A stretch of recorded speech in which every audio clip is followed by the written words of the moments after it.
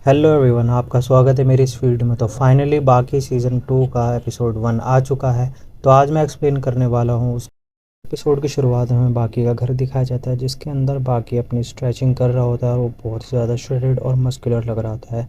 और कैप्टन स्ट्राइडम भी उसी को देख रहे होते हैं। बाकी अपनी स्ट्रेचिंग कंप्लीट करने के बाद ये दोनों ऊपर जाते हैं और एक चाय पीते हैं। फिर बाकी सोचता है कि ये यहाँ पर आज किस वजह से आए हैं। तो कैप्टन स्ट्राइडम उससे पूछता है कि तुम्हारे हिसाब से वर्ल्ड स्ट्रॉन्गेस्ट क्रीचर कौन है। तो बाकी इसमें जवाब देता है कि ऑब्वियसली यूजिरो हानमा। तो कैप्टन स्ट्राइडम कहते हैं कि वर्ल्ड स्ट्रॉन्गेस्ट डायनासोर कौन है। तो बाकी इसमें सोच कर कहता है कि टीरेक्स। तो इतने में कैप्टन स्ट्राइडम उसे अखबार देते हैं। तो वो अखबार में देखता है कि उसमें पिकल की फ़ोटो लगी हुई होती है। लिटरली देखो, पिकल की फ़ोटो लगी है और उसमें मैन और बीस्ट लिखा होता है। बाकी इतने कैप्टन स्ट्राइडम से कुछ पूछता तो इतने में कैप्टन स्ट्राइडम उसे कहते हैं कि ये जो बंदा है ये टीरेक्स से भी ज़्यादा स्ट्रॉन्ग है और बहुत पावरफुल है।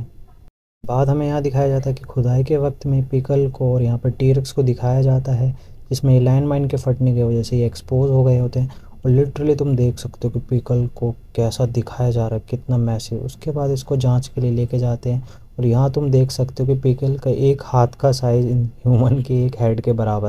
इनमें डॉक्टर आइंस्टाइन यहाँ पे अपने लैब के लोगों को बता रहे होते हैं कि ये है वो फर्स्ट ह्यूमन एवोल्यूशन, जिसमें ये ह्यूमन जो सबसे ज़्यादा स्ट्रॉन्ग है, जो कि एक टीरेक्स तक को हरा सकता है, जो कि 250 साल मिलियन पुराना है। के बाद ये बताते हैं कि किस तरीके से सॉल्ट की वजह से ये जम कर एक तरीके से प्रिजर्व हो जाते हैं। और ये सब कुछ बैक्टीरियाज के साथ भी होता है, जिससे कि जमने के बाद मरते तो नहीं है लेकिन ज़िंदा रहते हैं। और ज़िंदा रहते हैं बट ये एक स्लीपिंग चेम्बर में चले जाते हैं।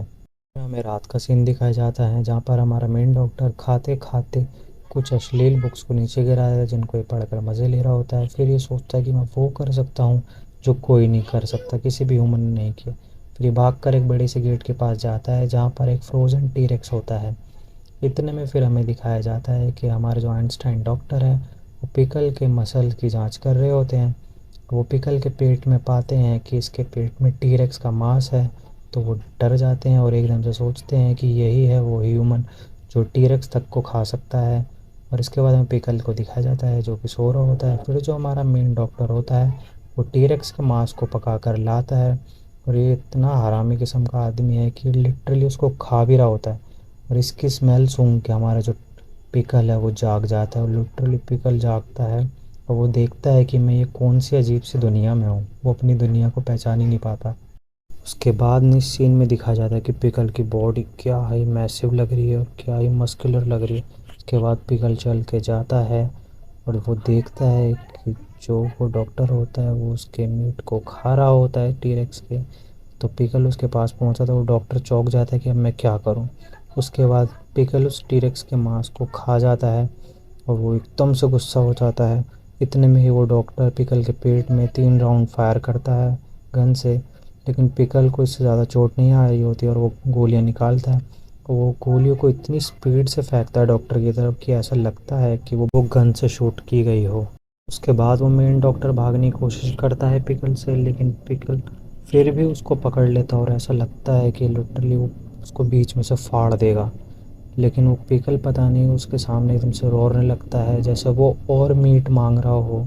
लाइक अ बेबी, जैसे बच्चे चिप्स मांगते हैं वो इस तरीके से उससे मांग रहा होता है उनसे। और अपने हाथों को ज़मीनों पर पटक रहा होता है। और इतने में वो डॉक्टर फिर से वो टीरेक्स वाला चेम्बर खोल देता है, जिसमें कि पिकल जाता है और वो देख कर खुश हो जाता है। और पिकल बहुत तेज़ की एक दहाड़ मारता है कि उसको, हाँ, उसका फाइनली शिकार मिल गया। और वो डॉक्टर उस गेट को वापस से बंद कर देता है। फिर वहाँ पर बहुत सारी पुलिस आ जाती है।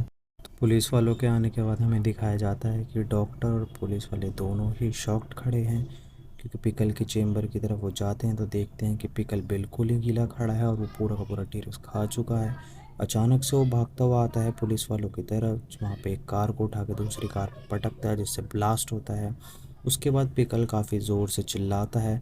फिर पुलिस वालों की दूसरी कार को लात मार के दूसरी कारों को भी तबाह करने लगता है। फिर वो शांति से एक जगह जाकर बैठ जाता है।